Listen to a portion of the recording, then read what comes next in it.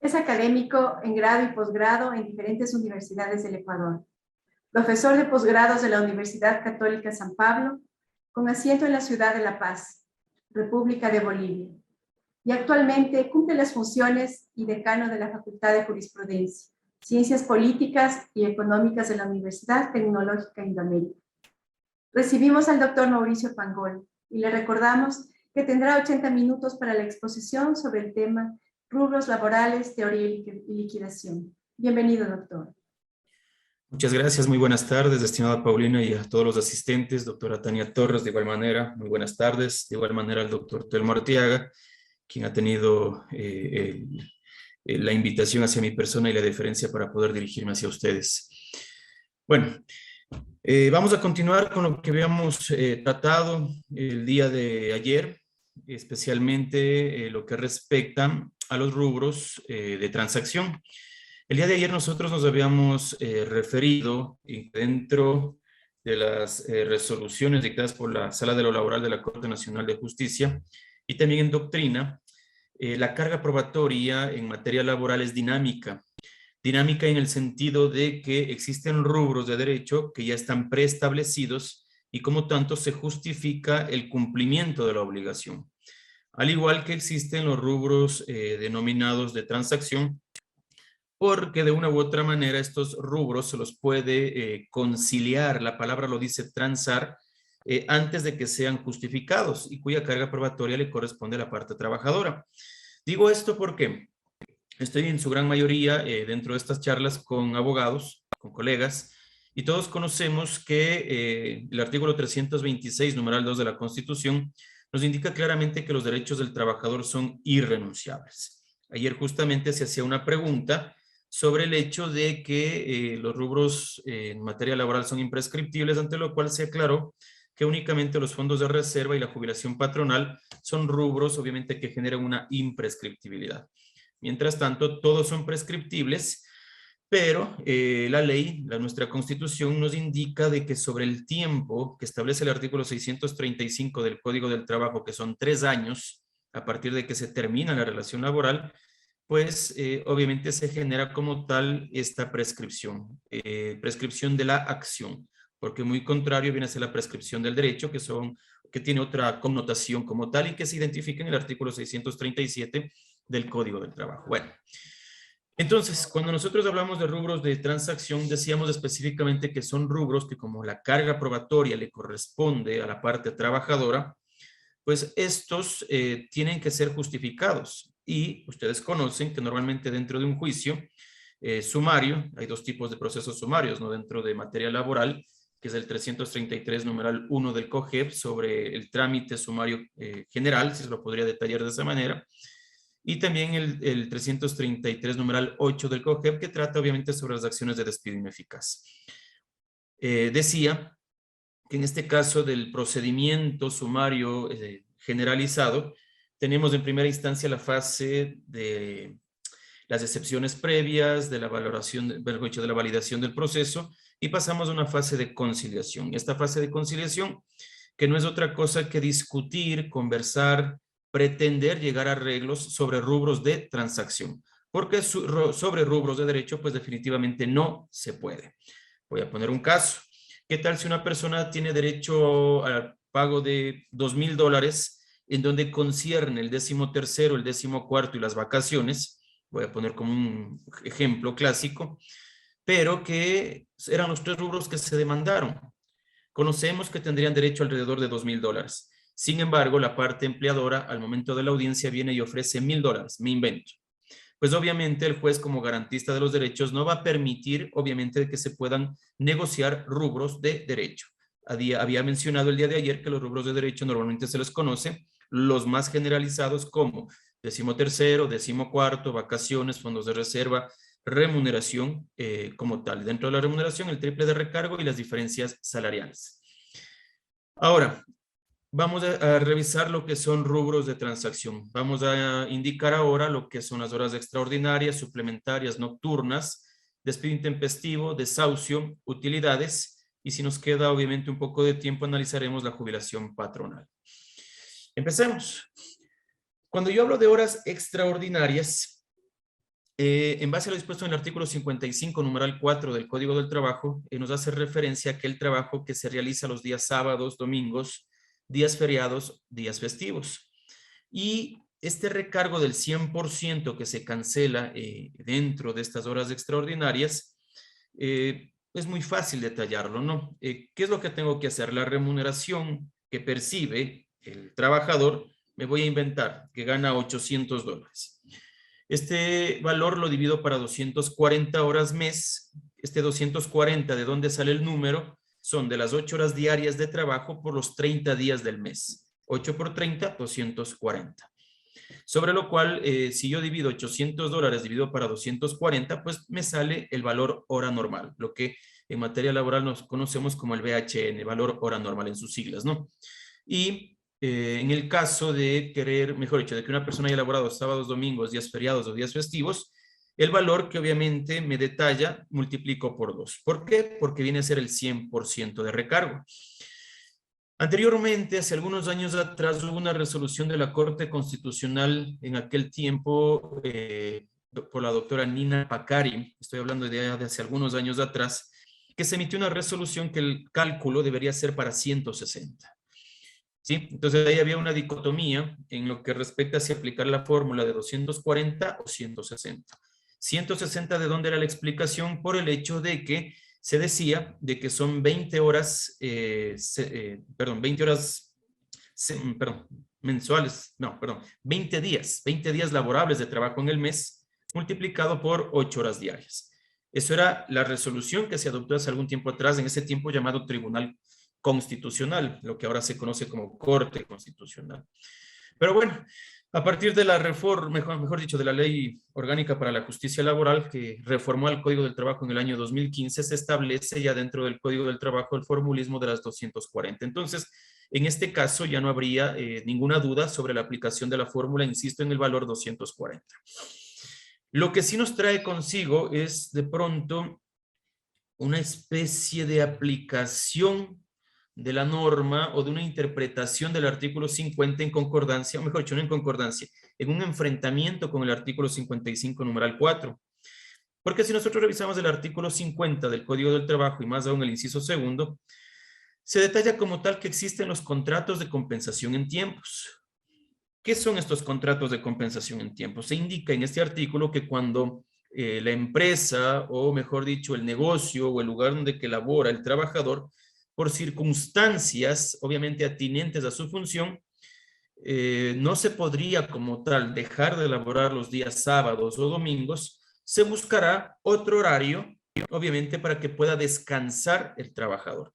Y de ahí nace obviamente este contrato de compensación en tiempos. ¿Por qué lo denomino contrato? Porque si ustedes revisan en el inciso segundo del artículo 50, se detalla que esta compensación en tiempos se debe manejar por acuerdo entre empleador y trabajador. Y ahí empieza un vacío, si se lo podría decir, de interpretación de la norma, porque ya he tenido la oportunidad de conocer, como les había dicho el día de ayer, algunas ciudades en juicios laborales en defensa, en donde que hay jueces que no aplican esta palabra acuerdo, el acuerdo entre empleador y trabajador, ¿sí? Y obviamente disponen el pago de horas extraordinarias porque se elaboró sábado y domingo. Mientras que existen jueces que consideran este acuerdo para generar una compensación. Voy a poner un ejemplo para que sea más entendible lo que les estoy indicando. Digamos que yo me dedico a materia laboral, abro mi oficina de lunes a viernes, porque obviamente de lunes a viernes trabaja la Inspectoría de Trabajo y trabaja la Unidad Judicial de Trabajo. Bueno, digamos que vengo laborando 5 años y le contrato a mi asistente que realiza trámites y labora de 8 a 12 y de 2 a 6. Resulta que con el pasar del tiempo se me agotan ya los juicios laborales y empiezo a dedicarme a juicios de tránsito. Ustedes saben que cuestiones de tránsito existen más los fines de semana. ¿Pero a qué me voy? Que como ya empiezo a tener este tipo de procesos los fines de semana, le digo a mi asistente Carolina, Carolina sabe que vamos a tener que cambiar su horario de trabajo. Desde el mes de julio va a ser de miércoles a domingo. Y Carolina, si es que entendiera bien este artículo, me puede decir, Mauricio, ¿usted me está disponiendo o podemos llegar a un acuerdo? Si yo le digo, no, es una disposición, noten bien que este artículo 50, inciso segundo, dice acuerdo. En este caso le estoy dando una disposición. Lo que significa que habría un jus variandi a su contrato y como tal, el trabajador tendría derecho al pago del recargo de las horas extraordinarias, pese a que él descansa los lunes y martes. ¿Sí?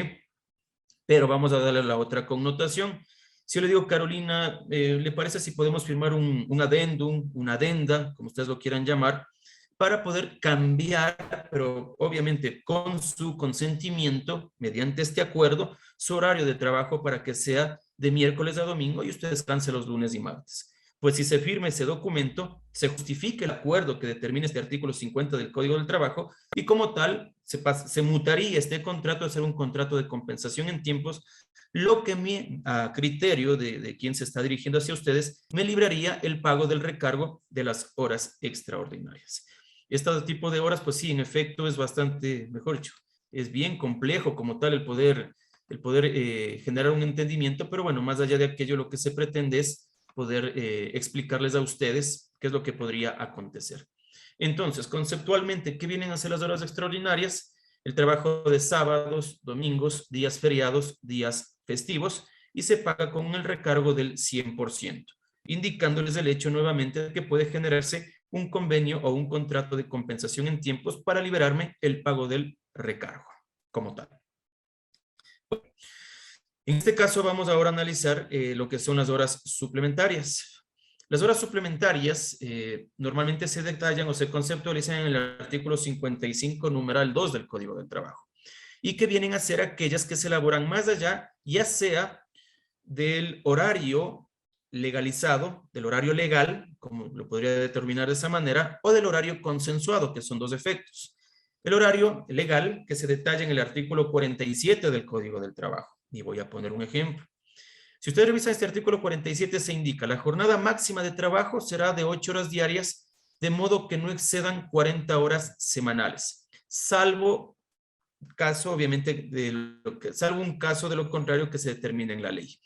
Vamos a analizarle desde dos facetas de este artículo 47.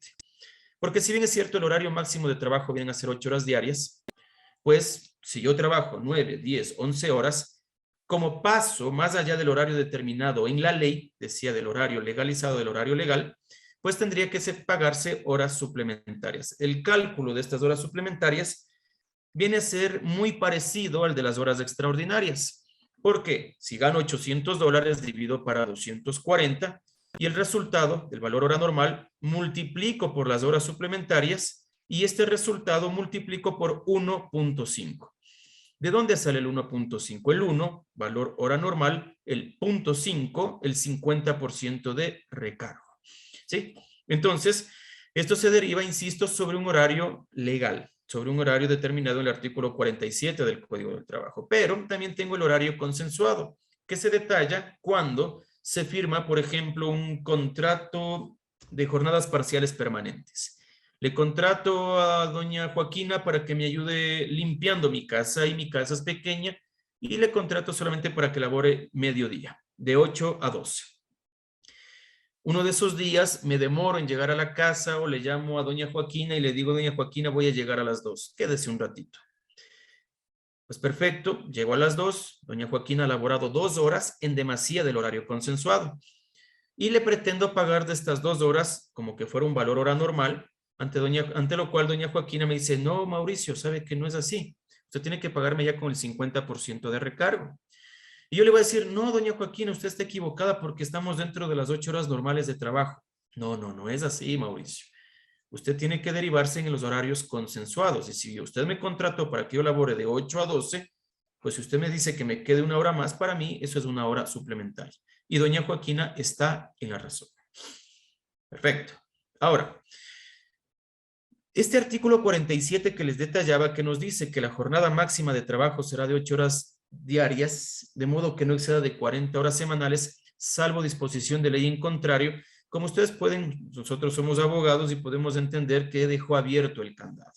Abierto el candado, ¿por qué? Porque dentro del Código del Trabajo se identifica de que en todos los contratos que no estén tipificados dentro del Código del Trabajo, pues deja la salvedad al Ministerio Rector, en este caso al Ministerio de Trabajo, para que pueda generar contratos, obviamente que no están establecidos dentro del Código del Trabajo. Y para esto, el Ministerio de Trabajo ha creado algunos acuerdos ministeriales donde se crean estas figuras. Pero, noten algo, los acuerdos no pueden estar por encima del Código del Trabajo. Van a haber casos en los cuales, en definitiva, no se puede paralizar las 8 horas diarias. Me voy a poner un ejemplo. Desde la ciudad de Ambato a la ciudad de Loja son 12 horas de viaje. ¿Sí? No puede, en un bus, ¿no? No puede el señor del bus, en el trayecto de Ambato a Loja, parar en Cuenca y decir, señores, he trabajado 8 horas, muchas gracias, nos vemos, mañana nos vemos aquí a tal hora para continuar el viaje a Loja. No se puede hacer eso. Entonces hay funciones que en definitiva no pueden parar las 8 horas normales del trabajo. Y para eso se crean acuerdos ministeriales, como el que les acabo de detallar, que sí existe para el caso de choferes profesionales que laboran en el transporte interprovincial. Gabriela Solís, ¿tengo alzado la mano?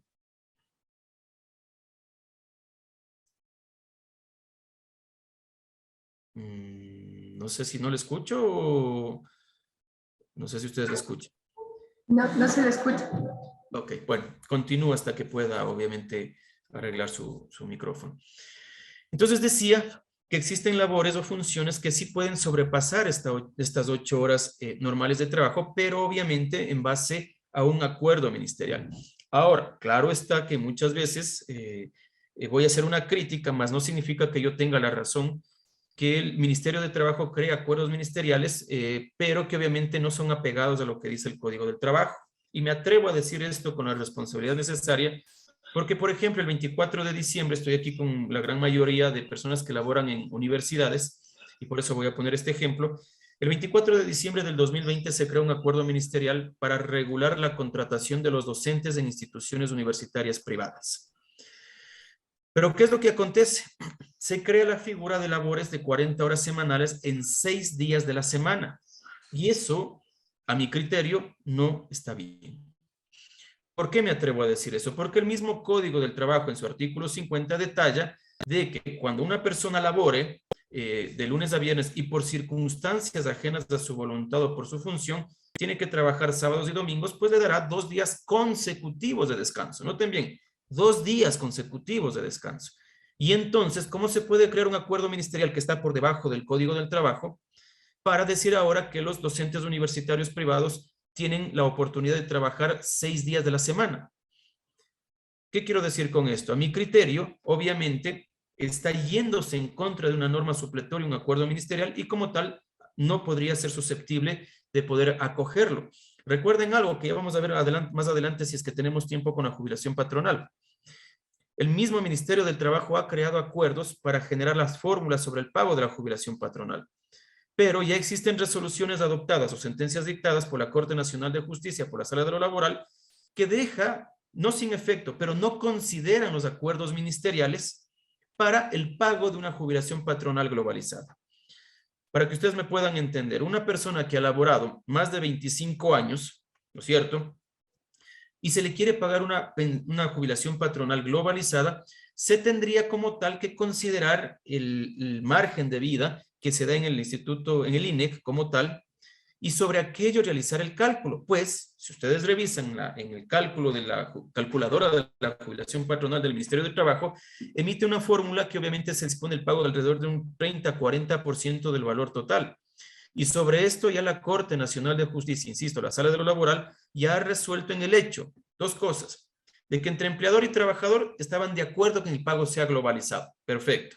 Y segundo, que el pago que se realizó, ya sea ante un notario o con la calculadora del Ministerio de Trabajo, no puede vulnerar derechos del trabajador que son irrenunciables, y como tal, la Sala de lo Laboral de la Corte Nacional de Justicia ha establecido el valor globalizado tomando en cuenta el promedio de vida en el INEC y ha dispuesto el pago del saldo restante.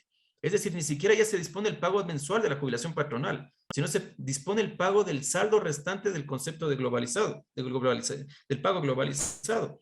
Entonces, hay muchas veces que los acuerdos ministeriales, con todo respeto hasta las autoridades administrativas de trabajo, pero en definitiva pueden irse o enfrentarse al Código del Trabajo. Y sobre aquello, por ejemplo, en la universidad en la cual tengo el gusto de trabajar, me han dicho que si podemos aplicar este acuerdo ministerial y la recomendación ha sido no.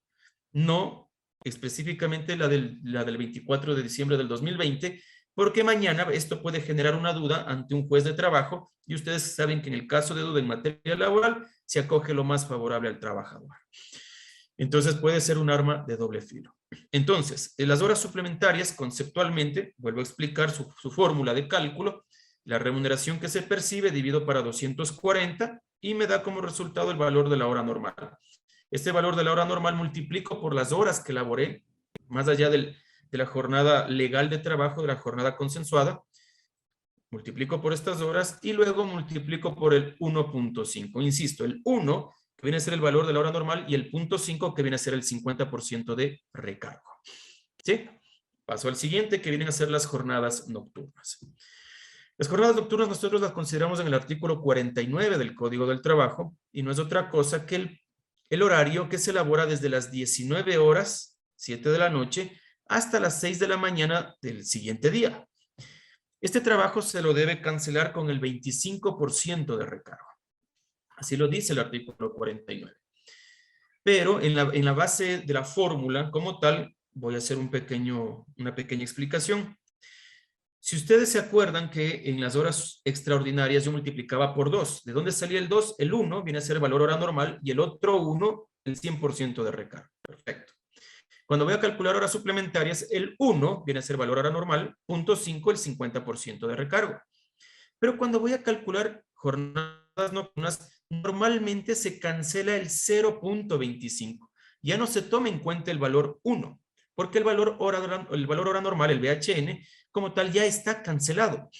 A ver, ¿cómo se hace un cálculo? Gano $800, divido para 240, perfecto, tengo el valor hora normal. Digamos que he trabajado 6 horas nocturnas. Este valor hora normal multiplico por las 6 horas nocturnas y me arrojo un resultado. Y sobre este resultado multiplico por el 0.25 y tengo el resultado del recargo de la jornada nocturna.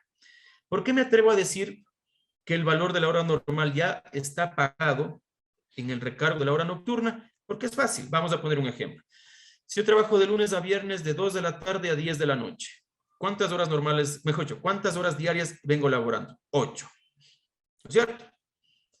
Estas 8 horas ya están canceladas dentro de la remuneración y por ende no tendría que hacer ningún cálculo para realizar obviamente el valor hora normal, pero sí tendría que hacer, si trabaja de 2 de la tarde a 10 de la noche, tendría 3 horas nocturnas, desde las 7 hasta las 10 de la noche, ¿sí o no? Repito, trabajo de 2 de la tarde a 10 de la noche. Decía que desde las 7 de la noche en adelante son horas nocturnas, entonces de 7 a 10 tengo 3 horas nocturnas, ¿no es cierto? Perfecto. Gano $600. 600 dividido para 240, valor hora normal. Multiplico por las 3 horas nocturnas, me da el resultado. Y este valor multiplico por 0.25 y tengo el recargo de estas 3 horas diarias, obviamente laboradas. Y eso voy calculando, obviamente, por todos los días que laboro dentro de ese horario. Por ende, explico nuevamente de que no se podría calcular por el 1.25, sino directamente por el 0.25. Voy a poner otro ejemplo. Digamos que yo trabajo desde las 10 de la mañana hasta las 9 de la noche. Pues de 10 de la mañana a 9 de la noche, si no me equivoco, vienen a ser 11 horas. Dentro de estas 11 horas tendría 3 horas suplementarias y 2 nocturnas. Pero cuando yo hago el cálculo de la hora suplementaria, cuando multiplique por 1.5, ya estoy pagando el valor de la hora normal. Por ende, cuando quiera hacer el cálculo del recargo de las 2 horas nocturnas, ya estaría cancelado el valor hora normal y lo único que calcularía es por 0.25. En otras palabras, con cualquier ejemplo que ustedes me quieran colocar, con cualquier horario que ustedes me quieran detallar, déjenme decirles que el valor de la hora nocturna ya se encontraría cancelado dentro del valor hora normal. Lo único que tendría que tomar en cuenta es el recargo, es decir, multiplicar por 0.25. Y tengo el resultado de la jornada nocturna. Hasta aquí de pronto tienen alguna pregunta sobre el valor de los recargos de las horas extraordinarias, suplementarias, nocturnas, para en base a eso poder continuar con el despido intempestivo. Dígame, Polo, ¿en qué le puedo ayudar? Gracias, doctor. Buenas tardes. A ver, solamente para que haya claridad en este tema. En el tema de las horas suplementarias, multiplico por el 1.50 para hacer Un ejemplo mucho más práctico. Gano $800, divido para los 240, me da el valor de la hora 3,33, ¿no es cierto? Al calcular horas suplementarias, multiplico esta hora, tengo 3 horas suplementarias, multiplicaría este 3.33 por 3. Si Así tengo es. 3 horas suplementarias y a ese valor, o sea, me da 9.9. A ese 9.9 le multiplico por 1.5 y ahí me da el valor de las 3 horas suplementarias. Así es, totalmente de acuerdo. Ya, listo. Y en el otro caso sería algo similar, ¿no? Debido a $800 para 240, da 3.3 por 3 horas nocturnas, me daría $10 y a este $10 le multiplico por 0,25 y ahí me da 2,50 que es el valor de las 3 horas nocturnas. Así es, totalmente de acuerdo. Ya, listo, gracias. Ok, perfecto.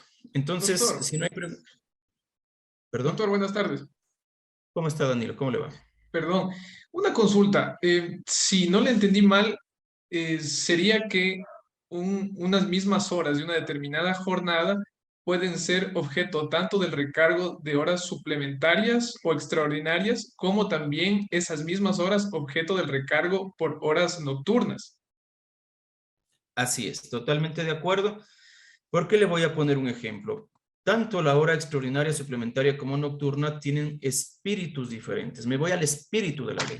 No es en el hecho de escogitar o de elegir cuál de los recargos le voy a cancelar, sino netamente tengo que referirme específicamente a el espíritu como tal. Por ejemplo, si yo trabajo me invento, de lunes a sábado, ¿qué significaría? ¿Que las horas del sábado únicamente se me deben pagar como extraordinarias si trabajé más allá de 8 horas?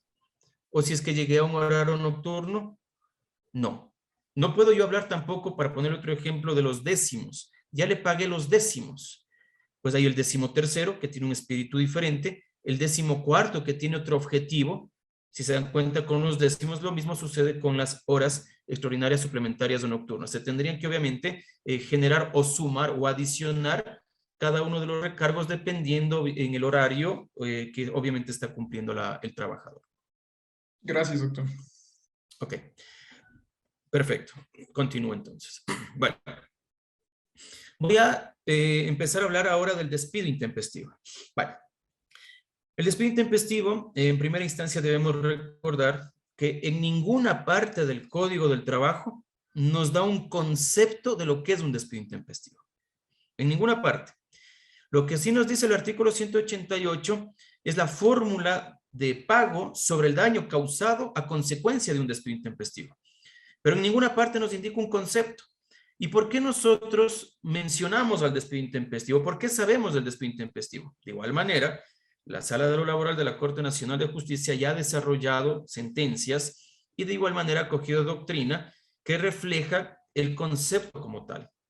Es lo que nos ha dicho, el despido intempestivo no es otra cosa que la decisión abrupta de terminar la relación laboral de manera unilateral. Ese es el ejemplo clásico o el concepto clásico dentro de un despido intempestivo.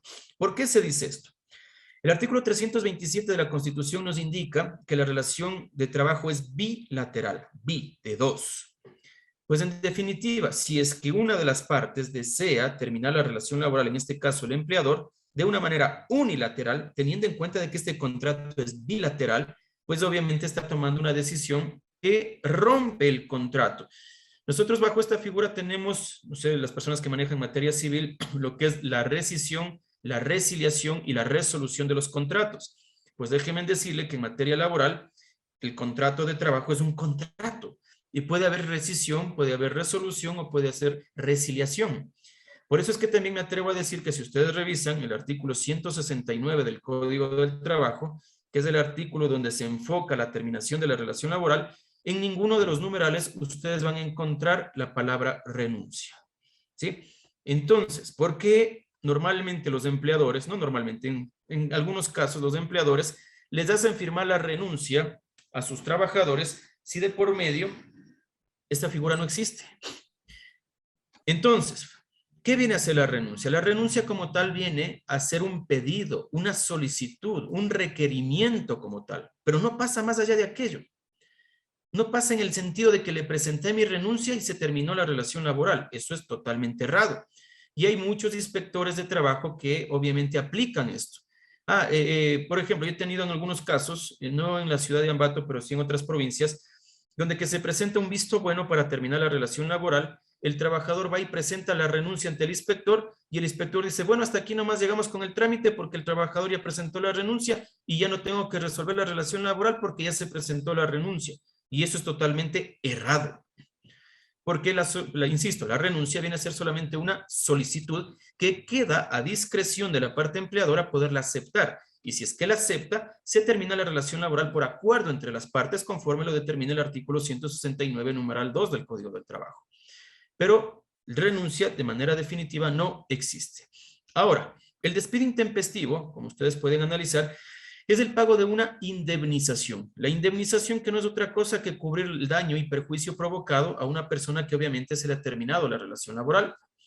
Pero en el Código del Trabajo considero o creo que es la única ley que como tal genera la cuantificación de los daños que no tienen normalmente otras leyes. ¿A qué me refiero?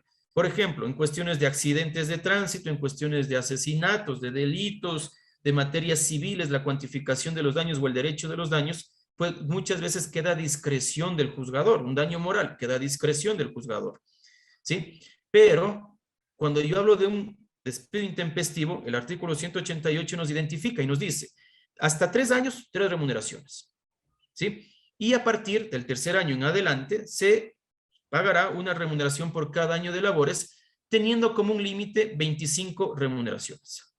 Entonces ya nos cuantifica los daños provocados.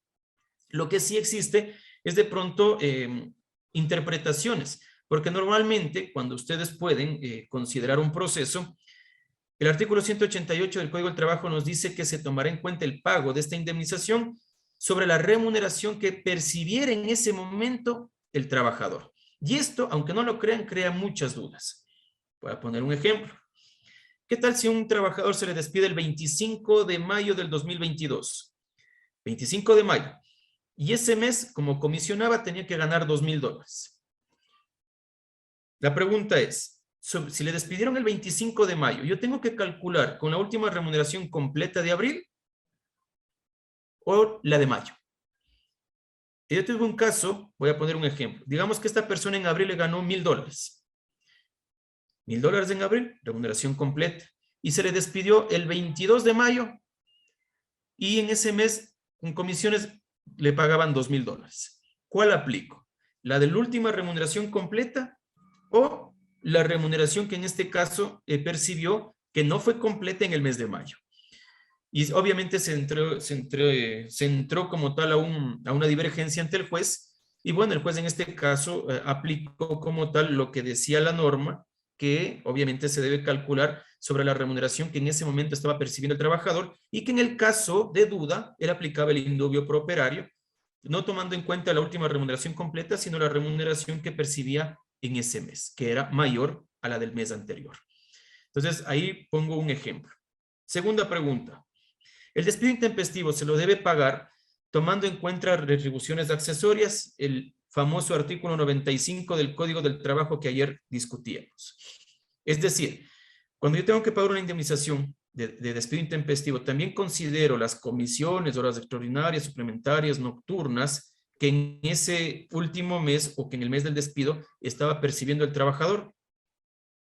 ¿Ustedes en qué parte del artículo 188 del Código del Trabajo pueden distinguir que se acogerá lo determinado en el artículo 95 del Código del Trabajo? No lo van a encontrar. En definitiva, no lo van a hacer. A ver, cuando nosotros veíamos el 13º, en el artículo 111 dice, para el cálculo del 13º se considera el artículo 95 del Código del Trabajo. Entiendo que son con retribuciones accesorias. Cuando hablábamos de las vacaciones, el artículo 71 nos decía, para el cálculo de las vacaciones se considerará el artículo 95 del Código del Trabajo. Con retribuciones accesorias. Cuando veía los fondos de reserva, artículo 196, dice, en el artículo 196, los fondos de reserva se considerarán tomando en cuenta las retribuciones accesorias del artículo 95 del Código del Trabajo. Perfecto. Pero ahora, cuando voy a ver el despido intempestivo, ¿en qué parte del artículo 188 nos indica que se debe considerar el artículo 95? En ninguna. Pero ¿Pero no por qué bastaría. consideramos? Perdón. Disculpe, doctor, pero en ese caso no bastaría el solo hecho de que haga referencia a la remuneración, que hable de una remuneración para hacer esa interpretación, si se quiere, extensiva, de considerar incluido el 95. Ya, eso ya vamos a analizar más adelante en el desahucio, porque ahí tenemos un gran vacío legal que usted me está determinando. Pero acá en el despido intempestivo, no está en ninguna parte del artículo 188, pero ahí nosotros tenemos que ver el encabezado. ¿Y qué nos dice ahí? Indemnización por despido intempestivo. O sea, el concepto es indemnización. Y si ustedes se van al artículo 95, el artículo 95 dice, para el pago de indemnizaciones se tomará en cuenta todo lo que el trabajador percibe. Entonces, si bien es cierto que en el artículo 188 no se identifica esta palabra, mejor dicho, este artículo 95, pero la palabra indemnización sí se destaca en los dos artículos y por ende tendría que yo acoger también las retribuciones accesorias. Ahora, se acaba de hablar ya netamente del pago, mejor dicho, de la fórmula de pago del despido intempestivo, pero también debemos acoger que en el mismo artículo 188 nos indica que cuando se realice el pago de un despido intempestivo también se deberá considerar el pago de la bonificación por desahucio y también nos indica que para el pago de la indemnización por despido intempestivo también se acoge como tal los proporcionales. ¿Qué son los proporcionales? Si yo trabajo 3 años con un día, inmediatamente multiplico por 4. Si yo trabajo 18 años, 4 días, multiplico por 19. Es decir, sube al año inmediato superior, ¿no? Para realizar su pago. Bueno, este es el despido intempestivo, lo voy a denominar en mis palabras, puede ser más responsable de lo que digo, un despido intempestivo ordinario, general, porque existen varios tipos de despido intempestivo, especiales. Lo voy a denominar el especial 1, el despido intempestivo especial 1, donde tengo mujeres embarazadas, periodo de lactancia, periodo de maternidad, dirigentes sindicales, acoso laboral y discriminación, que ya voy a explicar más adelante. Y el despido intempestivo especial 2, insisto, yo le estoy bautizando con esta terminología para un mayor entendimiento. En el especial 2 entendería quiénes, a las personas con discapacidad, sustitutos y, se me fue el término, y representantes legales de un discapacitado, que ya vamos a ver cuáles son las diferencias entre estos tres. Regreso al despido intempestivo especial 1. El artículo 195, numeral 3 del Código del Trabajo identifica que cuando esté en este grupo de personas, a más de la indemnización por despido intempestivo ordinario, que son 12 remuneraciones, también se le debe adicionar despido intempestivo ordinario, que son las del artículo 188 del Código del Trabajo, es decir, dependiendo del tiempo, tengo que adicionarle 12 remuneraciones, ¿sí? Vuelvo a repetir para que no quede confuso. En este grupo, el artículo 195.3 del Código del Trabajo nos indica que cuando se despide una persona, a más de la indemnización determinada en el artículo 188 del Código del Trabajo, es decir, depende del tiempo que viene elaborando el trabajador, se debe adicionar 12 remuneraciones. Pues ahí viene la pregunta.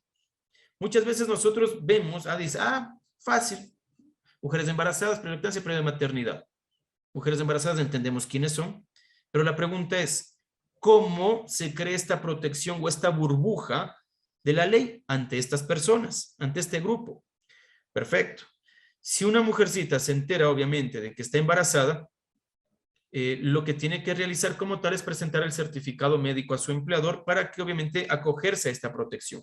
Siempre y cuando este embarazo no sea público ni notorio, ¿no? ¿Qué quiero decir con esto? Si yo le veo a una mujercita que tiene 7, 8 meses de embarazo y ya se le nota su embarazo, pues obvio, ya está protegida porque públicamente se puede identificar aquello. Pero si, por ejemplo, se enteró de que está embarazada de 3 o 4 meses y no se le nota su embarazo, pues esta protección se da cuando se le haga conocer a su empleador de su estado de gestación.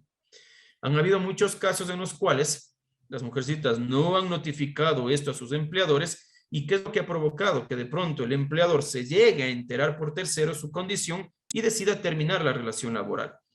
¿Qué es lo que nos dice como tal el Código del Trabajo? Que en definitiva, como no se hizo conocer de su particularidad ante el empleador, pues obviamente no tendría esta protección. De lo cual obviamente existiría una contradicción con las personas con discapacidad, ¿no? Ustedes ya vamos a ver más adelante Porque la resolución de la Corte Constitucional ha indicado que una persona con discapacidad no tiene la obligación de justificarle a su empleador su condición, es decir, con el carnet o certificado, carnet del CONADIS o certificado del Ministerio de Salud, su condición de discapacidad, porque él ya por su naturaleza se encuentra bajo esa figura. Entonces, esto para mí crea mucha indefensión, pero no quiero confundirles, los voy a explicar de una vez mejor en el siguiente tema. ¿A qué me voy? Entonces, las mujercitas como tal, perfecto, le hicieron conocer a su empleador su condición de embarazo y tienen esta protección. Más adelante tengo las personas que se encuentran en su periodo de lactancia o maternidad, que suena, les digo con toda franqueza, cuando he tenido la oportunidad de dar clases ya sea en posgrado o en grado, y les he preguntado a mis alumnos, ¿cuál es la diferencia? Y no me han dado la diferencia. No me han dado. Les he dicho, a ver, ¿qué es un periodo de lactancia y qué es un periodo de maternidad? Y siempre me han dicho al revés. ¿Sí? ¿Qué quiero decir con esto? A ver, el periodo de maternidad es a partir de que se da el alumbramiento del bebé, tienen 84 días las mamás para recuperarse como tal. ¿Sí? ¿Qué quiero decir con esto? A ver, vamos a poner un ejemplo. ¿Qué tal si una mujercita da un alumbramiento, pero el niño falleció? ¿Acaso no tendría derecho a los 84 días para su recuperación? Claro que tiene ese derecho. ¿Qué pasa si la mamá en ese lapso de tiempo es despedida? Puede presentar una acción de despido ineficaz, pese a que el bebé obviamente no está vivo. Entonces son condiciones totalmente diferentes. Una vez que pasan estos 84 días, vamos a redondearlo en 3 meses, a partir de que se terminen estos 3 meses, nace los 12 meses, ¿sí?, del periodo de lactancia. Aquí recién hubo una resolución con fuerza de ley dictada por la Sala de lo Laboral de la Corte Nacional de Justicia, que no sé si ustedes la conocían, pero sin embargo lo voy a explicar, porque antes en la LOCEP pasaban los 3 meses de maternidad y luego venían los 12 meses de lactancia, es decir, 15 meses. Y en el Código del Trabajo habían los 3 meses de maternidad y los 9 restantes para cumplir 12 se consideraban de lactancia. Pero con esta resolución con fuerza de ley que dictó la Sala de lo Laboral de la Corte Nacional de Justicia, se generó como tal de que se considere lo mismo que se hacía en la LOCEP. Es decir, 3 meses, en este caso de maternidad, y terminado estos 3 meses, empiezan los 12 meses de lactancia. Es decir, hasta los 15 meses. El niño tiene que cumplir 15 meses y hasta esa fecha obviamente tiene la protección de grupo vulnerable por parte de la ley, en este caso del Código del Trabajo. ¿A qué me refiero? Que si en este lapso de tiempo la mujercita es como tal terminada la relación laboral, pues podría coger la acción de despido ineficaz. ¿Sí? Pregunta, ¿la acción de despido ineficaz se puede aplicar para los hombres?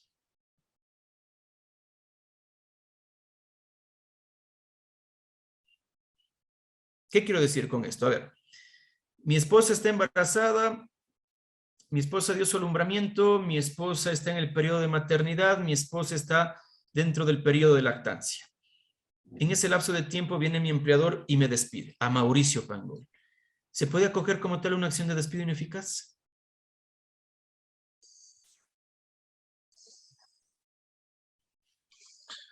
Peleándola tal vez constitucionalmente. Oye, hay precedentes. No me acuerdo exactamente la ley, pero hay una ley que se creó en el año 2017 que reformó también el Código del Trabajo, donde que nos dice que la acción de despido ineficaz procede para madre y padre. Le aplicó y padre. Que si bien es cierto en el Código del Trabajo, en el artículo 195, nos explica de que es para mujeres, pero obviamente esta ley que se creó como tal deriva la palabra padre, lo que significa que podría estar ingresándose en este grupo también los papás para presentar este tipo de acción. ¿Sí? Bueno, ahora, Doctor, vámonos. Doctor, disculpe, perdón que le interrumpa. ¿Puede repetir cuál es la fuente de esto? A ver, no sé si derecho. ustedes le pueden googlear, no le tengo a la mano, lo que pasa es que no estoy en mi oficina y estoy solamente con esta laptop, pero ustedes pueden googlearle y pónganle Reforma 2017 Código del Trabajo y ahí les va a salir. Era la ley que aplicaba para las pasantías. Para las pasantías. Era una ley que se generaba para la ley de pasantías dentro del Código del Trabajo, y ahí está lo que les acabo de detallar. No les tengo textualmente a la mano, pero bueno, dígame. Gracias, doctor. Me dice consultorio jurídico. Doctor, buenas tardes. Mónica Berresueta en el uso de la ¿Cómo está? palabra. Doctor, ¿el despido ineficaz se considera por los 15 meses al padre o solamente por el tiempo que la ley le otorga por el permiso de maternidad? Ya. Lo que si usted le verifica el artículo 195 del Código del Trabajo dice a susceptibilidad o a consecuencia como tal del periodo, o mejor dicho, de la maternidad. Lo que significaría que esta acción de despido ineficaz sería hasta los 15 meses. Porque no nos da un término establecido en la ley. Nos dice específicamente por el principio de inamovilidad. Okay. Gracias, doctor. Listo. Entonces, continúo. Bueno, ahora vamos a los dirigentes sindicales. Dentro de los dirigentes sindicales, aquí hay una connotación, ¿no? Porque normalmente lo que se pretende es darle esta burbuja, esta protección como tal a aquellos, a los dirigentes, pero lo importante que debemos señalar es cuando se crean las asociaciones de trabajo o obviamente se cambian como tal los representantes de los sindicatos.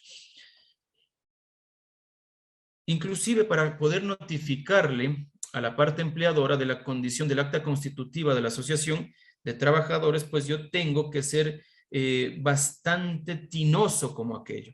Porque recuerden que esta protección no se deriva en el hecho de que le nominé dirigente sindical, sino en el hecho de desde la fecha que le hice conocer al empleador que estoy como dirigente sindical. ¿Y quién le hace conocer? La dirección de trabajo. ¿Sí? Voy a poner un ejemplo. Nos vamos a reunir aquí entre todos, son trabajadores. Por ahí disculpen que les vaya a tratar con el nombre, Gerardo. Gerardo dice, ¿saben qué? Reunámonos en mi casa el día viernes para ver si nos empezamos a asociar. Por ahí se reúnen en el domicilio de Gerardo y por ahí Telmo dice, ¿saben qué? Yo nomino para que Francisco sea el representante y como tal denominemos a Jonathan como secretario ad hoc. Perfecto, hacen el acta constitutiva, notifican como tal a la dirección de trabajo y la dirección de trabajo le notifica a la parte empleadora y a partir de ese momento tiene esta protección establecida en el artículo 195.3 del Código del Trabajo. Pero mientras no le notifique puede pasar muchas cosas.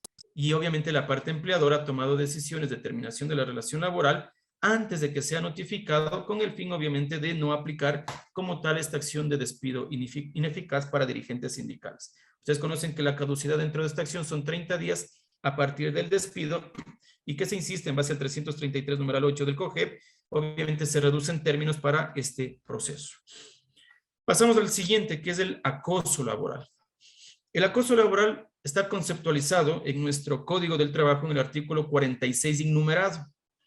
Y ahí nos da como tal un concepto de lo que vendría a ser el acoso laboral, que no es otra cosa que toda acción o todo hecho que se vaya en contra de la dignidad del ser humano, ¿sí? Que lo menos cabe, que lo humille y que tenga como consecuencia la terminación de la relación laboral. Es decir, tiene varias facetas, pero lo más complejo es que en este artículo 46 innumerado se habla de acciones de manera repetitiva.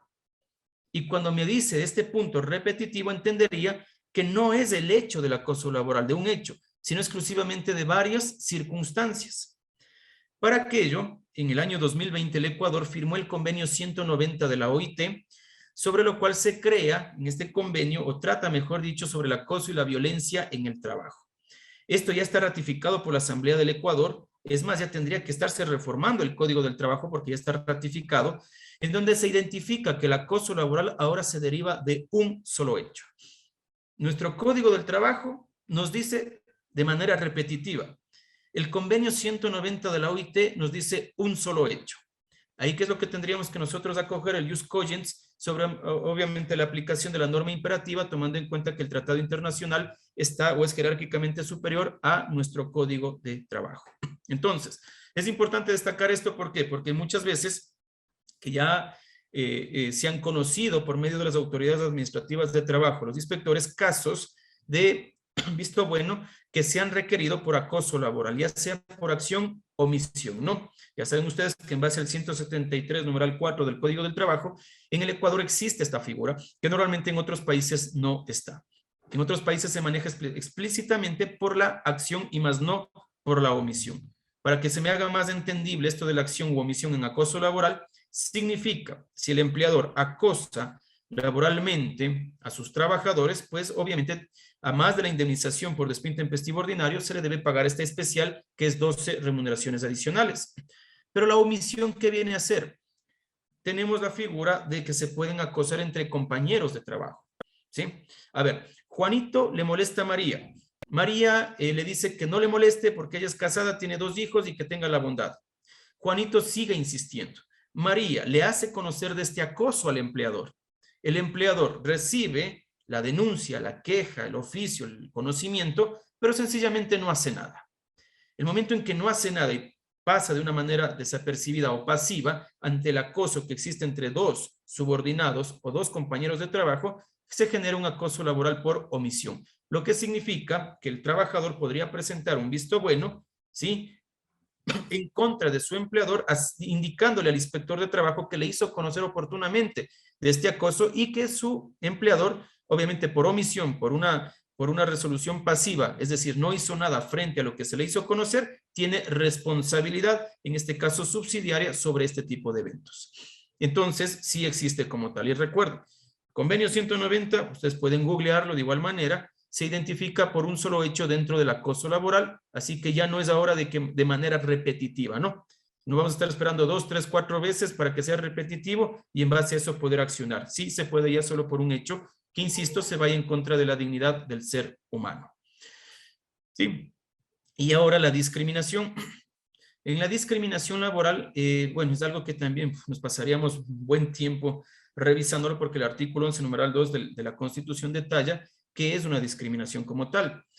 Pero lo que no concibo dentro de mi crítica personal, aclaro esto, es en el hecho de que el artículo 173, numeral 1 del Código del Trabajo, identifique que para que exista discriminación, previamente tiene que haber injuria. ¿Ya? Porque una cosa es la injuria, otra cosa es la discriminación. La discriminación es sectorizar a una persona. Decirle no le contrates a él porque es extranjero, o no le contrates porque es indígena, o no le contrates porque es mestizo. Eso es una sectorización, pero que no tiene nada que ver con la injuria. Si ustedes revisan el artículo 173, numeral 1 del Código del Trabajo, ahí nos dice que el trabajador puede presentar un visto bueno en contra del empleador por los siguientes causales. Y numeral 1 dice, por las injurias graves y rogadas al trabajador, a su cónyuge, conviviente, unión de hechos, hijos, ascendientes, punto seguido. En caso de injuria discriminatoria, noten bien cómo lo detalla, el empleador será obviamente condenado además al pago de la sanción establecida en el artículo 195.3 del Código del Trabajo. Es decir, yo puedo discriminar con tal de no injuriarle, tranquilamente puedo discriminar en materia laboral. Si se dan cuenta, este efecto, que a mi criterio no debería estar considerado de esa forma, ¿no?, sino netamente decir, en caso de discriminación, pues obviamente se aplicará esta sanción, pero no injuria discriminatoria. Y eso obviamente cambia textualmente el sentido de los hechos que pueden acontecer dentro de tal o cual caso. Bueno, en este caso, en estos ejemplos, ustedes conocen que además de la indemnización ordinaria del despido intempestivo, se pagará adicionalmente 12 remuneraciones. Ahora, paso al grupo especial 2. El despido intempestivo especial 2. Ahí nosotros tenemos discapacitados, sustitutos y representantes legales de un discapacitado. A ver, el artículo 51 de la Ley Orgánica de Discapacidades nos identifica que cuando una persona discapacitada sea despedida intempestivamente... Danilo, ¿tiene alguna inquietud?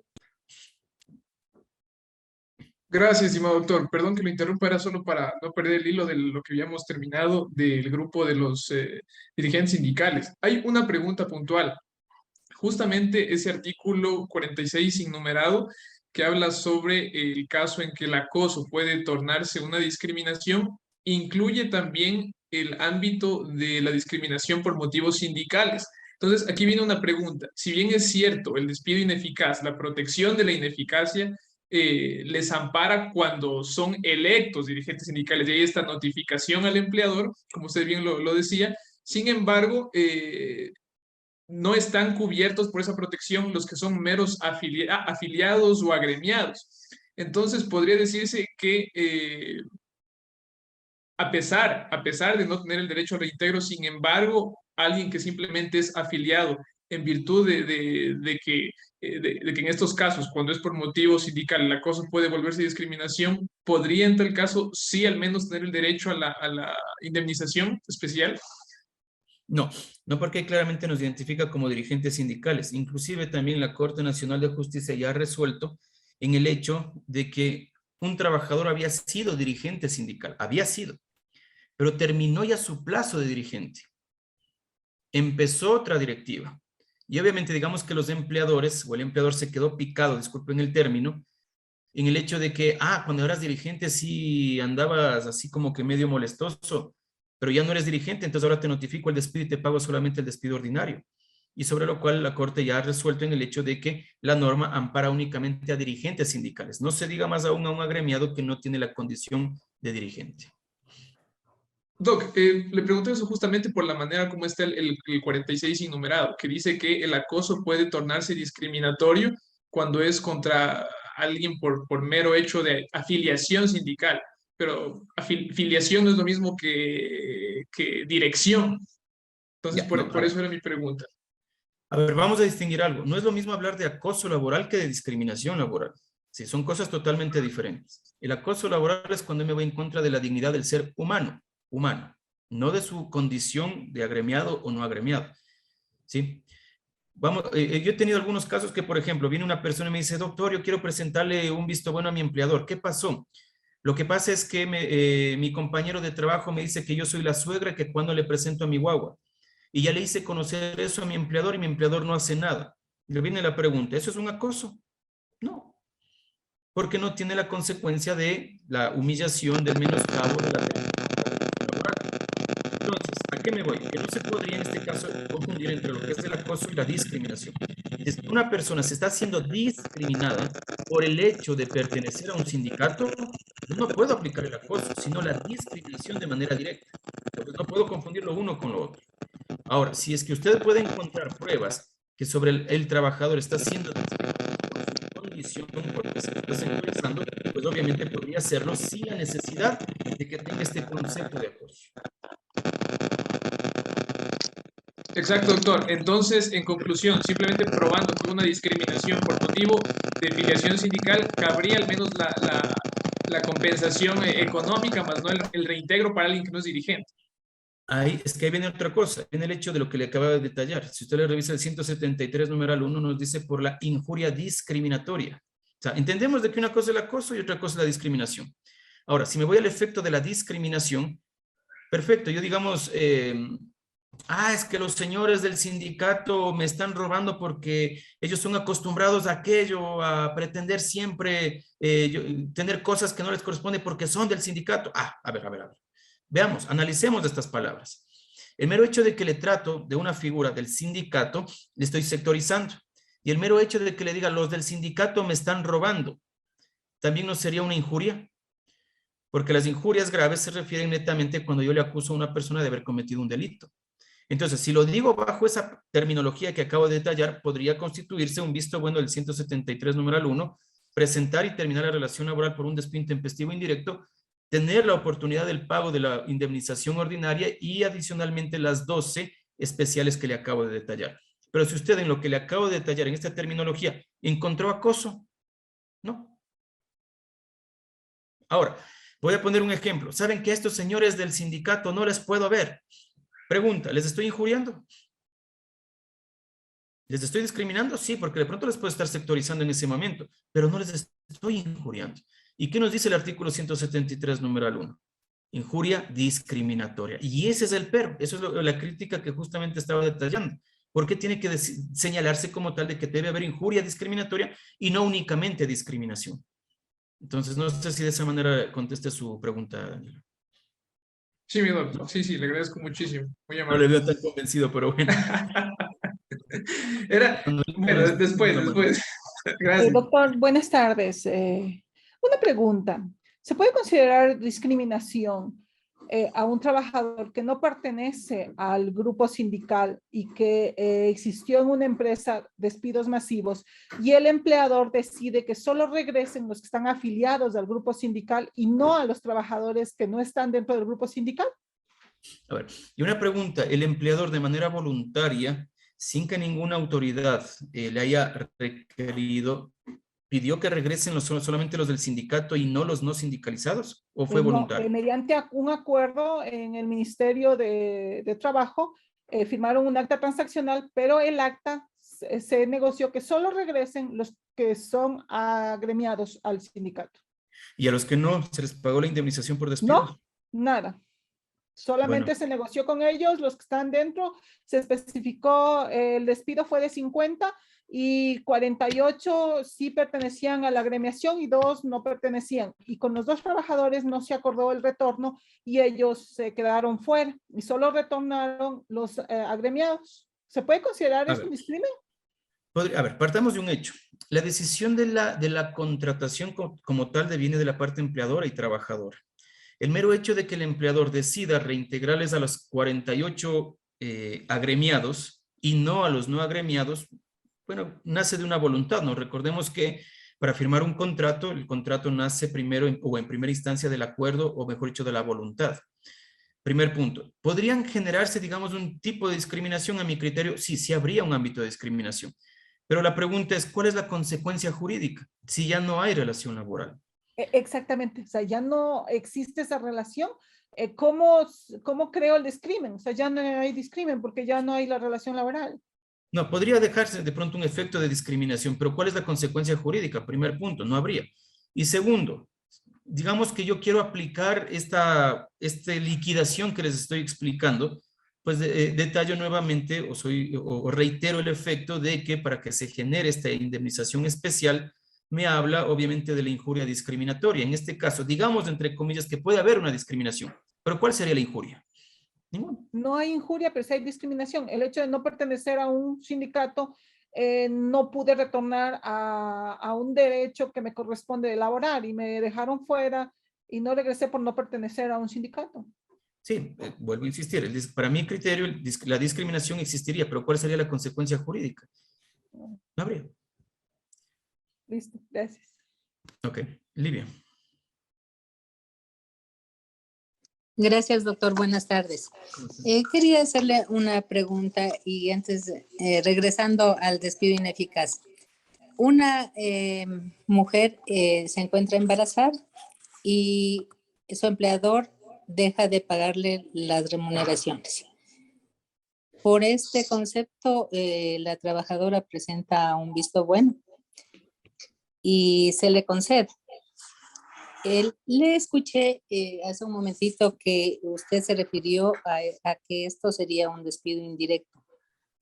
Al considerarse un despido indirecto, ¿esto le daría el derecho a demandar por despido ineficaz? Gracias, doctor. Es una muy buena pregunta la que usted me realiza y le voy a dar 2 respuestas. Primero, cuando el trabajador presenta un visto bueno al amparo de lo determinado en el artículo 173, numeral 2 del Código del Trabajo, porque obviamente su empleador no le estaba pagando las remuneraciones, el artículo 173 viene a ser el hijo del artículo 169. Porque revise usted el artículo 169, numeral 8 del Código del Trabajo, y ahí nos dice que la relación laboral se puede terminar por la decisión del trabajador de conformidad a lo dispuesto en el artículo 173. Decisión, o por voluntad, mejor dicho, ¿ya? Por voluntad. Y ahí viene la pregunta.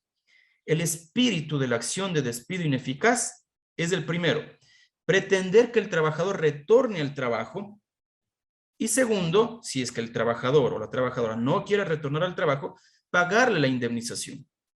Pero ahí vamos a los espíritus, a los conceptos que usted me acaba de detallar. Porque si fue voluntad del trabajador terminar la relación laboral por medio de un visto bueno, ¿acaso la acción de despido ineficaz no tiene otra connotación que es el no perder el trabajo? Entonces, ahí es donde que hay una disyuntiva como tal, y sobre lo cual la Sala Laboral de la Corte Nacional de Justicia hace 4 años atrás decía, dentro de sus resoluciones, que como era voluntad de la parte trabajadora terminar la relación laboral por un previo, un visto bueno, mal se podría coger una acción de despido ineficaz, noten la palabra, despido ineficaz, de dejar obviamente que no se ejecute el despido si obviamente la decisión fue de la parte trabajadora, por un error, por una cuestión obviamente cumplida por la parte empleador. Eso fue hace 4 años. Pero en las últimas sentencias dictadas a partir del año 2021 en adelante, la sala de laboral ya cambió de criterio y ahora indica de que falta de pago de la remuneración de pronto pudo haber sido intencional para provocar que el trabajador presente un visto bueno en sus condiciones y terminar la relación laboral con el pago de un despido intempestivo ordinario y más no especial. Y por ende, como es obviamente o proviene de una falta de obligación de cumplimiento de la parte empleadora, sí tendría derecho al pago de la indemnización por acción de despido ineficaz. Es decir, si usted me pregunta en la actualidad, sí es factible presentar una acción de despido ineficaz. Pero si me hacía esta pregunta hace 4 años atrás, no era factible. Muchas gracias, doctor. Clarísima la explicación. Gracias. Perfecto. Ok, vamos a continuar entonces. Yo tengo una pregunta. ¿Perdón? Una pregunta. Ah, claro. Buenas tardes con todos y con todas. Mauricio, una pregunta. Bueno, yo más manejo el tema penal, pero respecto al acoso laboral que indicabas antes y hablabas de la injuria discriminatoria, ¿en qué procedimiento o en el mismo procedimiento para la acción laboral se puede probar esto? ¿Por qué lo digo? Porque anteriormente había injurias en el Código Penal, ahora tenemos el COIP y eso ya se eliminó, tenemos la calumnia y también tenemos el delito por discriminación. Entonces son dos figuras diferentes y de qué manera se podría probar o tiene que haber un tipo de prejudicialidad para llegar al tema laboral. Ya, sobre la pregunta que me haces, a ver, partamos de que todos los trámites de visto bueno lo conoce en primera instancia la autoridad administrativa de trabajo, que son los inspectores de trabajo, ¿sí? Y es una responsabilidad enorme que les han dado como tal a este tipo de autoridades, que inclusive es bastante complejo para la justicia ordinaria, no se diga para una autoridad administrativa, sin querer menospreciar absolutamente a nadie, ¿no? Aclaro esta particularidad. Pero imagínense que dentro de un proceso de daño moral es complejo para el juez poder resolver como tal, no se diga verificar si es que hubo acoso laboral o discriminación. En base a la pregunta directa que me hace en este caso el doctor Arteaga, si revisamos el artículo 173, numeral 1 del Código del Trabajo, nos indica que la parte trabajadora puede presentar un visto bueno ante un inspector de trabajo para que el inspector califique como tal si hubo la injuria discriminatoria. Primero él califica. Y si es que él verifica que hubo como tal esta figura, acepta la terminación de la relación laboral y da la oportunidad. Recuerden algo, los inspectores de trabajo no terminan la relación laboral, sino autorizan a terminar la relación laboral, que es otra cosa. Entonces le autoriza a la parte trabajadora para decirle, le autorizo que se termine la relación laboral. Y obviamente la consecuencia de la terminación de esta figura que me acaba de detallar es la determinada en el artículo 191 del Código del Trabajo, es decir, el despido intempestivo ordinario, y la determinada en el artículo 195.3 del Código del Trabajo, que es la indemnización especial.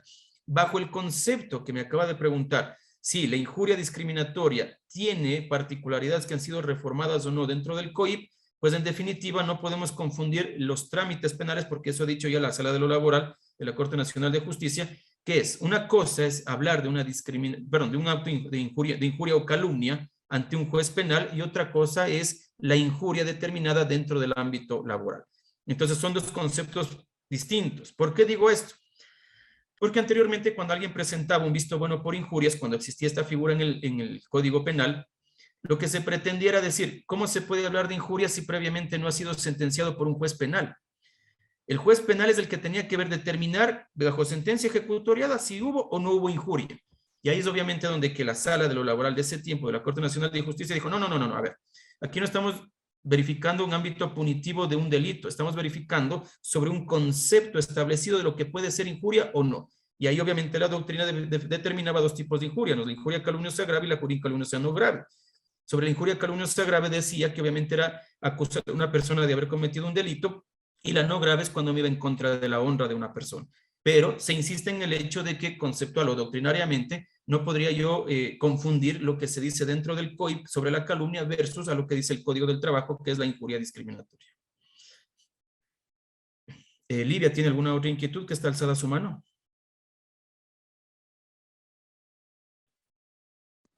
No. No, Fabián. doctor, se me quedó, gracias. No se preocupe. Doctor Mauricio, muy buenas tardes. Todavía Un gusto falta volver algo a más. escuchar a usted y saludarle. Porque recién es 4:15. Fui alumno suyo de la maestría. Así como está, Fabián, ¿cómo le va? Un gusto verle, doctor Mauricio. Y qué grato saludo desde acá, desde Cuenca.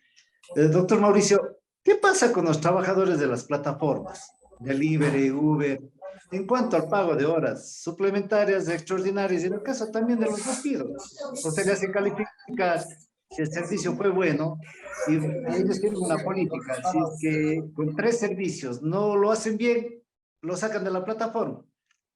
¿Qué pasa en el contexto jurídico de ellos? Ok. Bueno, ahí también es mucha tela que cortar. Recordemos que una cosa es el trabajo digital, otra cosa es el trabajo virtual y otra cosa es el teletrabajo. Son cosas totalmente distintas. Sobre la pregunta que usted me dice en los casos de Uber, de Globo, entre otros, primero tendríamos que hacer la pregunta, ¿existe o no relación laboral? ¿Por qué? Porque hay casos en los que sí existe y hay otros casos en los que no existe. Voy a poner un ejemplo. ¿Qué tal si yo soy un estudiante de la universidad y en mis tiempos libres me dedico a dar un servicio mediante la plataforma Uber? Pregunta, ¿estaría yo con una subordinación o dependencia si en mis tiempos libres me dedico a aquello? No. Ahora, vamos a poner otro ejemplo. ¿Qué tal si esta persona se dedica exclusivamente a dar este servicio mediante Uber, obviamente con su vehículo, pero que tiene que estar monitoreado, que le indican de qué dirección a qué dirección, que le indican cuál es el valor que se debe pagar por la carrera? Pues en definitiva, se está utilizando como tal una plataforma que le indica lo que debe hacer, y eso es lo que en doctrina laboral se conoce como dependencia técnica. Una cosa es la dependencia económica y otra cosa es la dependencia técnica. Y sobre la dependencia técnica, ¿existiría relación laboral bajo esta figura detallada exclusivamente? Sí. Ya ha resuelto Uruguay, ya ha resuelto México, ya ha resuelto Inglaterra, Alemania, que sobre estas figuras sí existe relación laboral. Y en el caso que usted me pregunta, si obviamente, primero, entiendo de que en un caso particular existe relación laboral y se le dejó de dar sus funciones, podría esto constituirse como un despido intempestivo indirecto al amparo del artículo 173, numeral 3 del Código del Trabajo. ¿Sí? Porque obviamente el trabajador dentro de sus funciones ya no está dando la ocupación que obviamente para la cual fue contratado. Entonces, pero la justificación ante un juez va a ser bastante difícil, porque ustedes saben que mediante sentencias dictadas por la Corte Constitucional y por la Corte Nacional de Justicia, se indica que la terminación de la relación laboral tiene que detallarse con día, hora, lugar, quiénes fueron testigos, entre otros. Y si voy a poner el caso que usted me pregunta, estimado Fabián, si ya le dejaron de utilizar, ¿desde cuándo nace obviamente este despido? ¿Podría generarse un despido? Muy difícil poder probarlo, muy difícil. Pero de que va a haber un momento de la terminación de la relación laboral, pues va a existir. Entonces ahí sí tendríamos que ser un poquito, bastante estratégicos para poder pretender justificar como tal el despido intempestivo y obviamente decirle al juez que obviamente determine su pago. Entonces tendríamos que referirnos al caso concreto, le podría responder de esta manera, Fabián.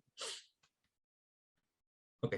Gracias, doctor. Bueno, regreso como tal a el despido intempestivo especial 2 que les decía sobre discapacitados, sustitutos y representantes legales de un discapacitado. El discapacitado ustedes conocen que es aquella persona que tiene más del 30% de discapacidad. Perfecto. Si se justifica que tiene más del 30%, listo, estoy bajo este parámetro o esta protección que nos da el Estado, o mejor dicho, la ley, para que en el caso de que sea yo despedido, intempestivamente se me pueda pagar a más de la indemnización ordinaria del 188 del Código del Trabajo, 18 remuneraciones. Pero noten algo, cuando yo hablaba del despido intempestivo ordinario general y del despido intempestivo especial 1, su cálculo se lo realiza tomando en cuenta la última remuneración. Cuando hablo de una persona con discapacidad que ha sido despedida, su cálculo se toma en cuenta la del Código del Trabajo con la última remuneración, pero se coge las 18 remuneraciones, pero de la mejor remuneración. Ya no es de la última remuneración. ¿Sí? Voy a poner un ejemplo. ¿Qué tal si en el lapso de tiempo esta persona con discapacidad fue vendedor y comisionaba? vamos a ser estratégicos con la parte empleadora para despedirle en un mes donde que no tiene muchas comisiones. Pues si es discapacitado, lo que menos me serviría es esa estrategia, porque obviamente él va, mejor dicho, la indemnización se tiene que pagar con la mejor remuneración que haya existido durante todo el lapso de la relación laboral. ¿Sí? Livia, ¿tiene alguna inquietud? Sí, doctor, quería hacerle una consulta.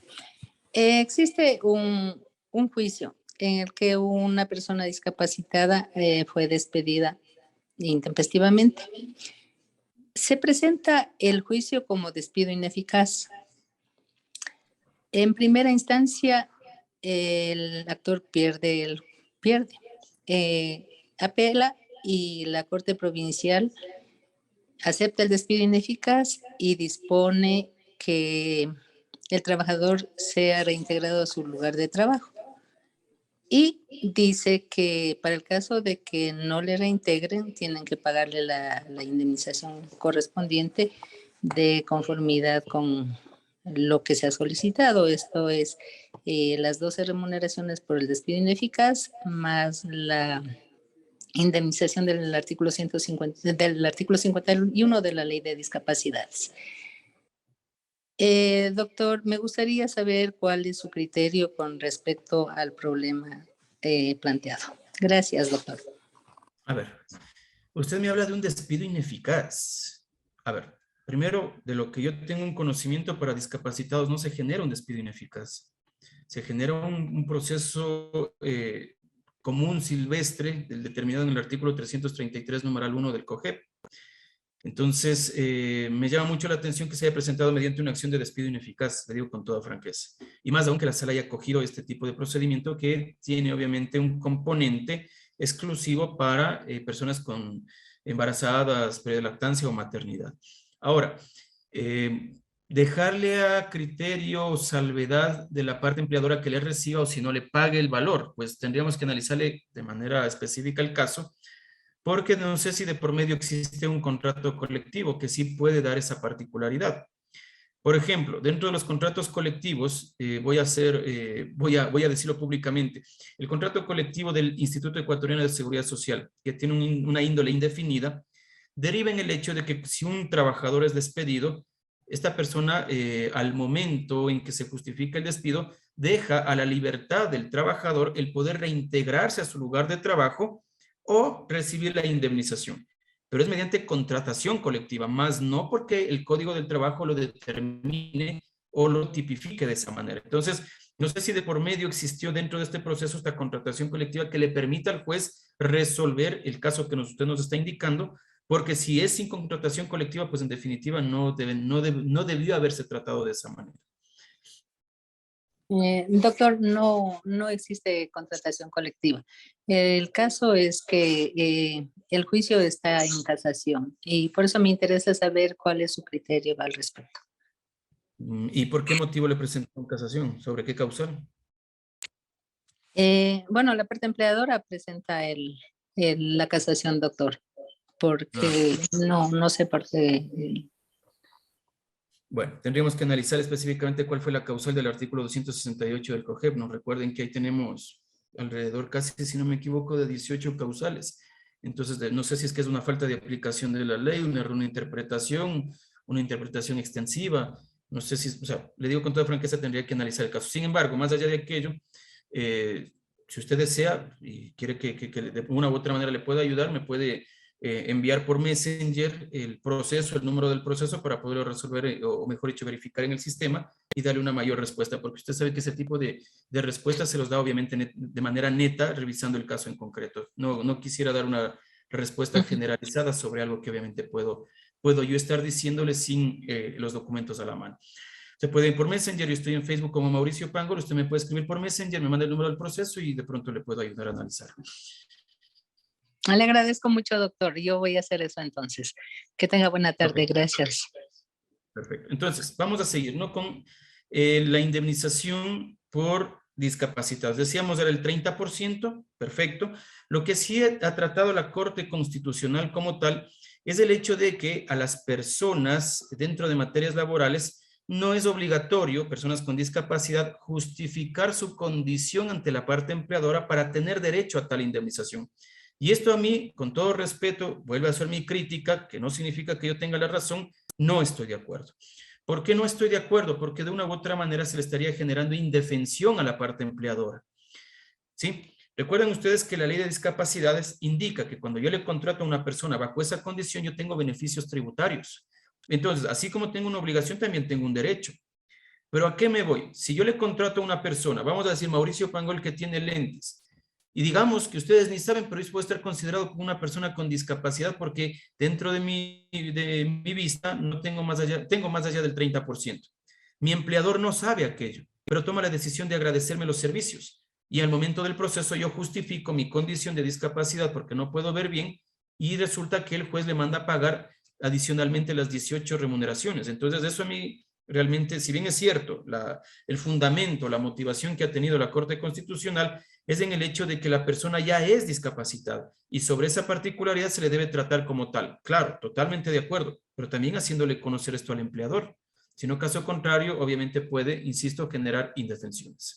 Bueno, voy a avanzar un poquito más rápido porque ya son las 4:30 y ya me estoy sobrepasando del tiempo que me han concedido y realmente como buen ambateño me gusta ser bastante orambateño, así que vamos a hacer un poco más dinámico, más rápido. Decía, ahora, sobre los sustitutos. Los sustitutos, ustedes conocen, la palabra lo dice, se sustituye dentro de los derechos que puede tener su hijo o su representado, haciéndose calificar como tal y considerándole en el efecto de tener esta protección también del Estado. Para ello, tengo que hacer un trámite previo en el Ministerio de Trabajo para calificarme como tal y en el caso de que se me despida bajo esta condición, pues en definitiva tendría derecho al pago de la indemnización prevista en el artículo 51 de la Ley Orgánica de Discapacidades. Sin embargo, sobre el reglamento de sustitutos, sí obviamente se deriva que es obligación, en este caso del trabajador, presentar o hacerle conocer su condición a su empleador, ya que en el caso hipotético de que no le haya hecho conocer, pues no se deriva esta figura, lo que no sucede con los discapacitados. Directos, ¿no? Estoy hablando netamente ahora de sustitutos. Y voy a la siguiente que viene a ser los representantes legales de los discapacitados. ¿Por qué? Porque yo puedo ser sustituto, vamos a poner un ejemplo de mi hijo, hasta cuando él tiene 18 años de edad. Porque cuando ya obviamente cumple 18 se pierde la afiliación y por ende se pierde este concepto de sustituto. Porque mi hijo ya teniendo su mayoría de edad podría hacer uso de su condición dentro de un trabajo.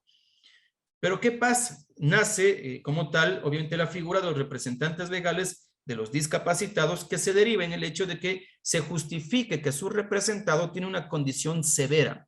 Es decir, más allá del 75% de discapacidad. Entonces, si se justifica este porcentaje de condición severa, su padre, madre o representante legal podría tener podría mantener su condición de sustituto, entre comillas, como representante legal. Pero si la condición de mi hijo mayor de edad es menos del 75%, el padre, madre o representante pierde esta figura o esta protección. ¿De acuerdo? Bueno. Doctor, voy al siguiente. ¿Perdón? Disculpe, perdón que lo interrumpa. Ahí no importa la edad, si es que el discapacitado supera la mayoría de edad, siempre y cuando tenga el 75%, ¿es indefinido esto de la representación? ¿O importa la edad? La representación es indefinida si es más allá del 75%. Así es. Como discapacidad que se conoce. Ok. Paso a lo siguiente que viene a ser el desahucio. Señores, el desahucio, si ustedes revisan el artículo 184 del Código del Trabajo, es macabro. Disculpe que lo diga de esa manera, ¿no? Porque a partir de la reforma del 2015 se cambiaron las condiciones. Recuerden ustedes, el desahucio conceptualmente significa le hago conocer mi voluntad a la parte empleadora de terminar la relación laboral, ¿sí? Pero la reforma que se dio en el 184 del Código del Trabajo es por lo menos con 15 días de anticipación. Y si ustedes leen textualmente esta parte, pues se van a asustar. Dice, por lo menos con 15 días de anticipación. Por lo menos. Así nos dice el 184. Ustedes revisen. Pero ¿qué quiero decir por lo menos? Significa que, voy a poner un ejemplo. Resulta que yo voy y presento ahora el desahucio a mi parte empleadora. Y ya presentado el desahucio, puedo irme en 4 años. ¿Ya? Así, sencillo. Porque antes el artículo 184 del Código del Trabajo decía que se debe hacerle conocer a la parte empleadora con 15 días de anticipación. Noten bien, con 15 días de anticipación. Ahora nos dice por lo menos con 15 días de anticipación. Y por lo menos nos ha creado unas figuras que ustedes no tienen idea. Sí, tranquilamente voy, presento el desahucio en este momento, dejo pasar 4 meses, me porto mal en la empresa me quiere presentar un visto bueno y les digo, ¿saben qué? Yo ya les presenté un desahucio hace 3 meses, así que me retiro en este momento. Esta es una figura, aunque parecería que fuera una interpretación extensiva, pero no lo es. Porque revisen ustedes lo que nos decía el 184 del Código del Trabajo en el año 2014 y revisen ahora el 184 de a partir del 2015 con la reforma en adelante. Y van a ver esta figura que fue creada que muchas personas ni siquiera nos hemos dado cuenta. ¿Sí? Pero bueno, ¿qué es el desahucio? La última remuneración dividido para 4, porque es del 25%, y se calcula por los años de servicios. En este caso, el desahucio se paga por años completos, es decir, no hay proporcionales, sino que por años completos, y no tiene un límite. Es decir, si yo trabajé 50 años, pues se multiplica por 50. A diferencia del despido intempestivo, cuyo límite era 25 remuneraciones. ¿Sí? De igual manera, voy a continuar un poco más rápido. Me hubiera gustado, obviamente, tener el tiempo suficiente para poder dirigirme hacia ustedes, pero bueno, tengo que respetar los tiempos. Y las utilidades. Las utilidades, ¿por qué se considera un rubro de transacción? Porque la parte trabajadora, al momento de demandar este rubro, tiene que justificarle al juez, al administrador de justicia, que su empleador obtuvo utilidades. ¿Y cómo se justifica esto? Sencillo, presentando la declaración del impuesto a la renta. ¿Pero por qué se considera un rubro de transacción?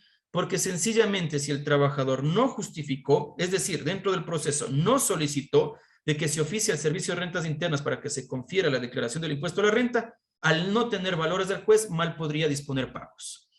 Así que, sencillo, ustedes conocen el 15% y el 15% se paga de las utilidades netas o de las utilidades líquidas de la parte trabajadora, dividido el 10% para todos los trabajadores, el 5% para sus cargas familiares, comprendidas estas a los cónyuges, menores de edad, personas con discapacidad de cualquier edad. ¿Sí? Lo que tendríamos que analizar dentro de las utilidades son 3 efectos. Las empresas vinculadas. ¿Qué significa las empresas vinculadas? Cuando obviamente existe un efecto de producción inicial y terminal. Es decir, voy a poner un ejemplo. Yo tengo una fábrica de zapatos, mi hijo fabrica las suelas, mi otro hijo fabrica los pasadores, mi esposa fabrica los cajones donde se ponen los zapatos para la venta. Esto como tal se puede generar una empresa vinculada y sobre el pago de las utilidades tienen que unificarse los valores y dividirse para todos los trabajadores. Esta es una de las reformas. Otra de las reformas que se dieron es en el caso del pago de las utilidades con servicios complementarios. ¿Por qué? Porque anteriormente, voy a poner un ejemplo, si yo estaba en un guardia de seguridad de una compañía de seguridad trabajando en un banco, el banco le pagaba las utilidades como que fuera un trabajador más a ese guardia. La reforma que se deriva ahora es de que el monto que le hubiera correspondido a ese guardia se lo debe entregar a la empresa, compañía de seguridad, para que sume de todos los guardias que trabajan en distintos sectores, suma y divide para todos los guardias. Eso es otra de las reformas que hubo como tal. Perdón. Ahora, y las utilidades que se manejan también por responsabilidad solidaria pasiva. ¿A qué me refiero esto? Que las utilidades también se pagan pese a no laborar en una empresa, pero sí beneficiarse del trabajo de esta persona. ¿Sí? En otras palabras, me contrata una compañía para laborar, pero yo laboro en otra empresa prestando mis servicios. Me voy a inventar un servicio de catering, un servicio de comida. Voy y doy el servicio netamente a un banco. Perfecto. El rato que yo doy a un banco este servicio y me paga, pues los trabajadores podrían tener responsabilidad solidaria pasiva por el pago de utilidades, que sí se puede generar dependiendo del caso en concreto. Para terminar, la jubilación patronal. Insisto, si ustedes obviamente por A o B motivo se han quedado con alguna pregunta o algo por el estilo, pues pongo a consideración de ustedes mi Facebook, Mauricio Pangol, me escriben por Messenger, cualquier inquietud que ustedes tengan, estoy presto para poderles colaborar en el caso de que ustedes así lo consideren. Obviamente en honor al tiempo debido a que estoy en contrapeso. La jubilación patronal se deriva en 2 aspectos. Un rubro de derecho o un rubro de transacción. Rubro de transacción, ¿por qué? Porque se pagaría mediante una negociación en el caso de haber cumplido de 20 años a 24 años 11 meses. Porque el artículo 188, inciso séptimo del Código del Trabajo nos indica que la jubilación patronal en este lapso de tiempo desde 20 años a 24 años 11 meses se genera única y exclusivamente si de por medio hubo un despido intempestivo. Solo si se justifica un despido intempestivo. A partir de los 25 años en adelante, el pago, mejor dicho, el derecho, se genera de cualquier forma en cómo se termine la relación laboral. Es decir, ya sea mediante visto bueno, desahucio, renuncia aceptada, entre otros, eso es secundario. Cumplió 25 años de servicios, se paga el derecho. Este tiempo, este lapso se comprende ya de una manera consecutiva o no. Es decir, pudo haber trabajado, en este caso la persona, 5 años, luego regresó y laboró 10 años, y luego se fue y regresó, laboró 12 años más, cumplió más de 25 años, como tal tendría derecho al pago de esta pensión de por vida. Noten bien que es un pago de una pensión. Pregunta, si es que yo no pago 2 o 3 meses la jubilación patronal y la persona demanda el pago de estas mensualidades, sobre estas mensualidades, ¿se genera un triple de recargo? La respuesta es no. ¿Por qué? Porque recuerden algo, una cosa es hablar de remuneración, que nos dice el artículo 94 del Código del Trabajo, y otra cosa es hablar de pensión. Y la pensión conceptualmente no es una remuneración. Por ende, no generaría esta sanción del triple de recargo sobre jubilación patronal. Su cálculo se lo considera tomando en cuenta los últimos 5 años. Voy a explicar brevemente, está grabado, para que de pronto ustedes puedan verificar más adelante. Calculo los últimos 60 remuneraciones y divido para 5. Y me sale el valor promedio anual. Sobre este valor promedio anual, divido para 100 y multiplico por 5. Saco el 5% del valor promedio anual. Sobre este monto, multiplico por los años de servicio, es decir, 26.6, 28.7, 28 años, 7 meses me refiero, ¿no? Multiplico por los años de servicio y sobre este resultado me voy al artículo 218 del Código del Trabajo y veo el coeficiente en base a la edad. Es decir, tengo 60 años, tengo 58 años, me da un coeficiente. Sobre este coeficiente lo divido y el valor que me da divido para 2. Y ahí yo tengo el resultado mensualizado de la jubilación patronal. Es casi prácticamente sencillo el caso. Realmente hay mucha tela que cortar dentro de un cálculo de jubilación patronal. Sería, no sé, igual discutible para otra charla que se pueda dar, porque por lo menos me voy a demorar unas 2 horas solamente en la jubilación patronal. Dejo obviamente en este caso a la Defensoría Pública, si es que desean obviamente más adelante tener una charla exclusiva sobre la jubilación patronal, pero sin embargo de aquello, si ustedes tienen alguna duda, insisto, estoy presto para poder colaborar más adelante. Estimada Paulina, me he pasado un poquito más allá del tiempo permitido, sin embargo he pretendido ser lo más concreto. Muchas gracias. ¿Me mandó al WhatsApp? A usted, doctor, muchas gracias. Agradecemos al doctor Mauricio Pangol por su brillante exposición. Como ya tuvimos la ronda de preguntas, creo que están ya varias preguntas resueltas y sí nos preguntaban que cómo pueden acceder a los videos. Nosotros subimos al día siguiente de la capacitación, subimos al YouTube de la Escuela Defensorial. Deben buscarle como Escuela Defensorial de la Defensoría Pública y ahí van a encontrar todas las capacitaciones que nosotros hacemos. Para el cierre del evento contamos con la intervención de la magíster Tania Torres, directora de la Escuela Defensorial.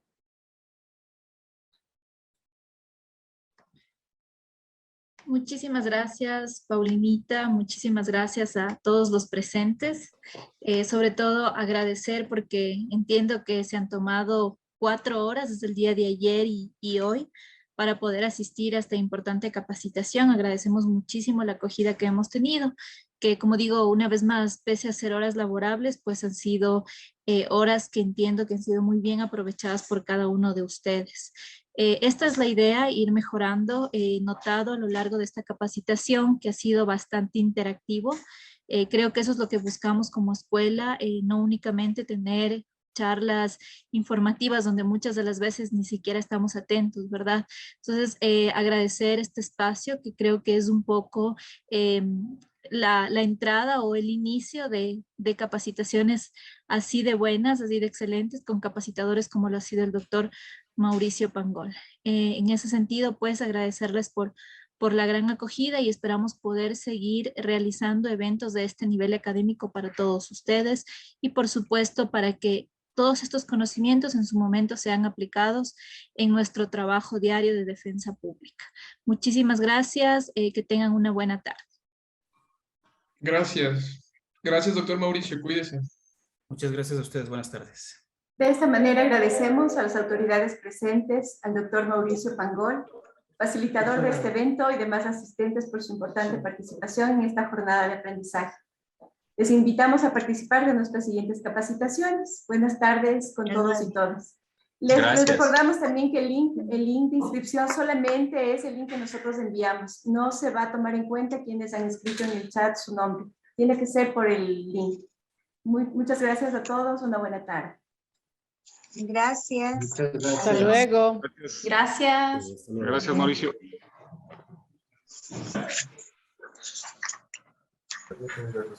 Como que negocios.